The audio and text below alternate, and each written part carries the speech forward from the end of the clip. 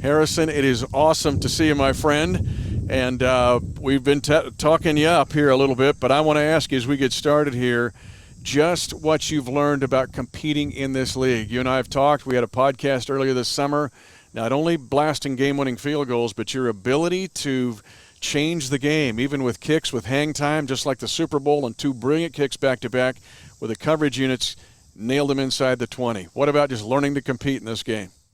Yeah, well, I'm trying to be the best. So you brought up the kickoffs. Obviously, I feel like I can hit the touchbacks, but now I'm thinking, how can I drop the ball on the goal line, maybe -1, and the returner has to bring the ball out. So if I give us a ton of hang time, well, now instead of just a touchback getting us the ball at the 25-yard line, we have a chance to be able to tackle the returner inside the 20-yard line. So it's really exciting for us now on kickoff coverage to be able to kind of exploit that advantage with the hang times. And then on field goals, I'm just trying to be extremely critical on myself, and I'm trying to push to be the best and to have my best season. So even the makes, I'm looking at ball flight. Did it go down the middle? I'm just trying to be as analytical as I can to be the best. So Harrison, trying to be the best, part of that is you hit a 77-yard field goal over the offseason that you put on Twitter. I mean, that's just ridiculous. Probably won't be asked to hit a 77-yarder in a game, but how can practicing a ridiculously long field goal like that prepare you for a real game situation? Well, I think if you're standing on whatever yard line that would be for a 77-yarder, I guess the 47 or the 33-yard line is where you'd be standing for a 77-yard field goal. Well, now it makes a 60-yarder look extremely close. So, in most of the periods, our longest kick might be a 58, 60, 62-yard field goal. So now I'm not even worried about the distance. I can just swing my normal swing and try to make sure it goes straight and go down the uprights. When we saw the fruits of that labor and the practice at Arrowhead on Saturday, you were this close to a 69-yard field goal right off the upright. How confident are you could hit a field goal like that in a game? Oh, I'm very confident. And the fact that I was in the stadium, I think, made it even better and reinforced in my mind and hopefully the coaches that I do have the leg power for that type of field goal. And today we had a 70-yard free kick. And again, I had plenty of distance on it this time, but just pulled it slightly left. So now I have a 69-yard field goal and a 70-yard field goal that I both missed. But I'm continuing to work, continuing to find ways to increase my leg power. And, hopefully I will get those kicks during the season. And based on the work I've done in the offseason, I'll be prepared for them. That's an obscure rule, but I've been waiting for it for years. The old fair catch free kick. You ready for that one, Harrison, to get a fair catch free kick and people don't even know what's going on and you win the game with it?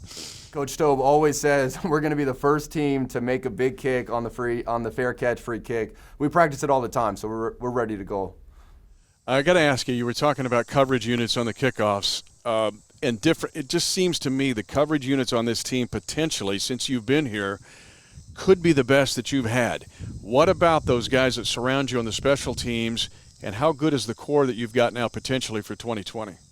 We have a lot of leaders in that room. Sherm's returning, Dorian O'Daniel, James Winchester. When you talk about the coverage guys and the gunners, D-Rob's been a great guy. I mean, we just have a lot of leaders, and the young guys that Coach Tobe has brought in for training camp, they are all ears, and they're going all out in practice. Coach Hill's been doing a great job with the gunners as well. And Tommy Townsend, he's been bombing some punts this training camp, and the gunners know, okay, we're going to be kind of free to go. There might be some fair catches, but there might be some 65-yard punts that we can go down and make a big play on. So I'm just really impressed with the fact that these young guys are locked in and the fact that the leaders in the room are really setting a great example of taking pride in special teams.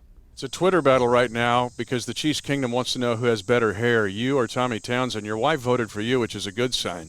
But I want to ask you. It might be a little rough right now, but I'm going with my hair. I think I rock it a little bit better than the hair down to the shoulders. The whole Georgia Tech engineering thing, like wind shear and all that going on. I do want to ask you, though, in a serious question, you got a new holder here. I mean, Tommy's your holder. How has that gone?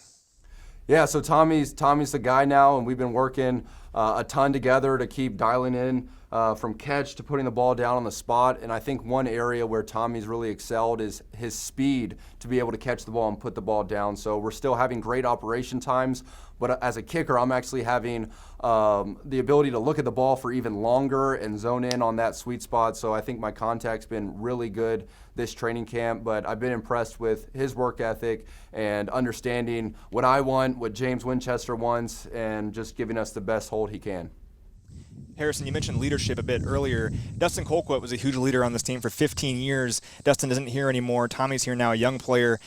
How have you kind of taken on a leadership role now, here in your 4th year, trying to bring a guy like Tommy along, show him the ropes in the NFL?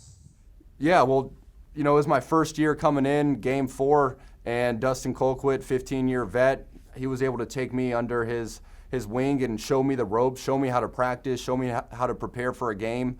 And that's what I'm trying to do for Tommy, because as a specialist, there aren't any older guys for you to look up to. I mean, like, I'm a kicker, so Tommy can kind of look up to me, but I'm not a punter. It is a difficult situation, but I'm doing my best to help him out, because at the end of the day, the better he is, the better the team's going to be. So I'm all in for helping Tommy to be the best punter he can be. Final question for you, Harrison, and thanks for being with us today after practice. And that is what you've learned about kicking in any kind of situation. All right, 95 degrees out here with 4,000% humidity today, but you've got to kick in December, big kicks in December. Late November, that kick against the Vikings wasn't a day like today. Whether you're on the road or home, the wind currents inside Arrowhead Stadium, what have you learned about the aerodynamics of kicking and kicking in any kind of weather? I think the biggest thing that you need to focus on as a kicker is probably ball contact. So outside, it's hot out, great weather. If you have even bad ball contact, that ball's still going to fly. You're not thinking about, a 50-yard field goal, I might miss it short. As it gets colder, as it gets windier, you can't try to muscle that kick to make it. You just have to focus on your technique, on good ball contact. And also, I've just been doing some little experiments here with the ball pressure. For regulation, the ball's got to be between 12.5 and 13.5 PSI. Well, if I take a ball from room temperature to outside in practice at 12.5 PSI, after about an hour or so, that ball's up to 14.2 PSI, so it's freaking a rock-hard ball. So we've been thinking about different things for that, but so if it's a cold game, obviously it's going to have the opposite effect. If you bring a ball out at 13.5 PSI, that ball's going to be down to 11 or 12, and then you get in with some Patriots Deflategate stuff. But I'm just going to focus on what I can control and take as many data points as I can in to try to be the best. I love it when you go all Georgia Tech engineering on us. That's awesome. I can't move away from my roots. Oh my gosh, that's an analytical look at it. Yes. Harrison, thanks so much for being with us on this day, and no tired after practice, but keep it rolling, man. You're turning into one of the best kickers in this league.